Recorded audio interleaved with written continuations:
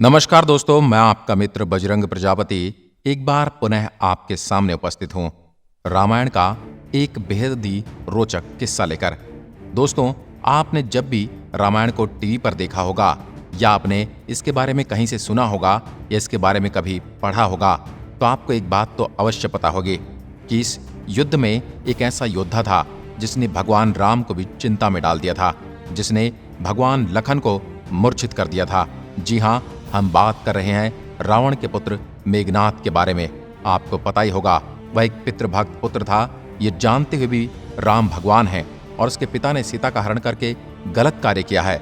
इसके बावजूद भी उसने पिता का साथ नहीं छोड़ा था। उसने पिता को समझाने का प्रयास अवश्य किया था, लेकिन उन्हें त्यागा नहीं था। वह आखिरी सांस तक पिता की तरफ से युद्ध करता रहा, लेकिन आखिर में लक्ष्मण के हाथों वह मारे गए थे। लेकिन दोस्तों, क्या आप जानते हैं मेघनाद की मौत के बाद उनकी पत्नी सुलोचना के साथ क्या हुआ था? अगर नहीं, तो आज हम आपको सुलोचना के बारे में ऐसी जानकारी देने वाले हैं जिसे सुनकर आपके होश उड़ने वाले हैं। युद्ध के समय जब मेघनाद अपनी माता मंदोदरी से मिलने पहुंचा, तब मंदोदरी बोली, इंसान मुक्ति की तरफ अकेले जाता है।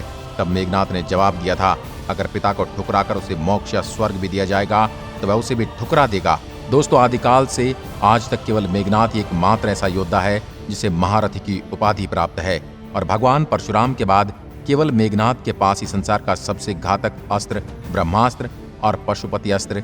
इसके साथ ही मेघनाद ने त्रिदेवों को अपनी घोर तपस्या से प्रसन्न कर उनसे कई अस्त्र प्राप्त किए थे।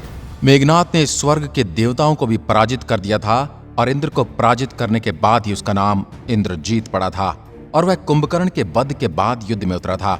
मेघनाद की ताकत का पता यहाँ से लगाया जा सकता है। उसने अकेले ही सुग्रीव की आधी वानर सेना को समाप्त कर दिया था। यहाँ तक भगवान राम और लक्ष्मण भी उसकी मायावी शक्तियों के सामने बेबस हो गए थे।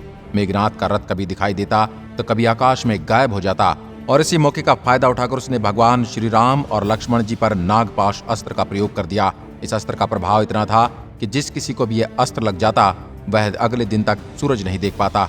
तब हनुमान जी गरुड़ को लेकर पहुंचे और उन्हें देखकर नाग डर गए, और उन्होंने राम और लक्ष्मण को दोनों को मुक्त कर दिया। इसके अगले दिन ही मेघनाद ने लक्ष्मण को अपने बाणों से घायल कर दिया था। इसके बाद हनुमान जी संजीवनी बूटी लेकर पहुंचे थे, और उसी बूटी के बाद ही लक्ष्मण जी को होश आया था और उनके प्राण बचे थे। मेघनाद की पत्नी सुलोचना खुद भगवान विष्णु के शेषनाग वासुकी की पुत्री थी, और लक्ष्मण जो कि शेषनाग के अवतार थे। ऐसे में वे सुलोचना के पिता और मेघनाद के ससुर लगते थे।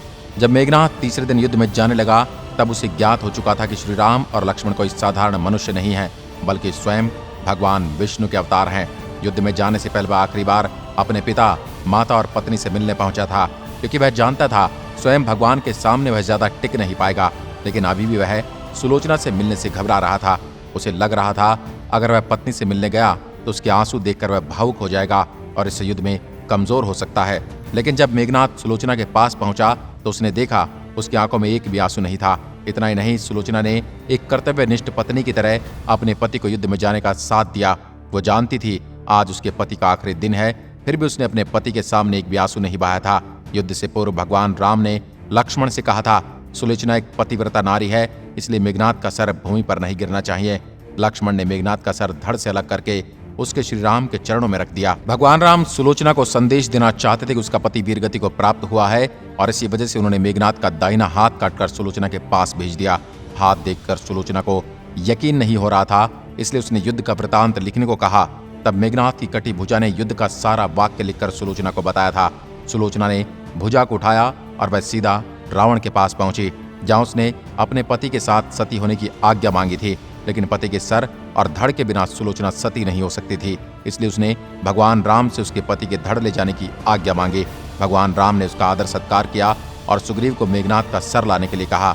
वहां मौजूद हर कोई ये जानकर हैरान था कि सुलोचना को युद्ध के बारे में कैसे पता चला। तब सुलोचना ने बताया, उसे मेघनाद की भुजा ने पूरी कहानी सुनाई। वानरराज सुग्रीव ने जैसे ये बात सुनी तो उन्होंने सुलोचना से कहा, अगर तुम्हारे पतिव्रता धर्म में वाकई इतनी शक्ति है तो तुम अपने पति के कटे हुए धड़ को वापस जोड़कर दिखाएं। तब सुलोचना ने अपनी पतिव्रत धर्म को आज्ञा देकर मस्तिष्क को हंसने के लिए कहा था, जिस पर मेघनाद का कटा हुआ सिर जोर जोर से हंसने लगा। भगवान राम सुलोचना के स्वभाव से पहले ही परिचित थे, जबकि अन्य सभी लोग ये सब देखकर दंग रह गए। अपने पति का शरीर लेकर सुलोचना लंका आई, जहां समुद्र किनारे सभी सैनिकों के साथ मेघनाद की अर्थी सजाई गई। जलती अग्नि में सुलोचना अपने पति का सर लेकर बैठ गई और सती हो गई। दोस्तों, क्या आप इस कहानी के बारे में जानते थे? यदि हाँ, तो हमें कमेंट में लिखकर जरूर बताएं। अगर आपको वीडियो पसंद आई हो तो लाइक कीजिए और हमारे चैनल को सब्सक्राइब कीजिए और ऐसी वीडियो देखने के लिए बेल आइकन जरूर दबाएं। धन्यवाद। जय हिंद, जय भारत, जय श्री राम।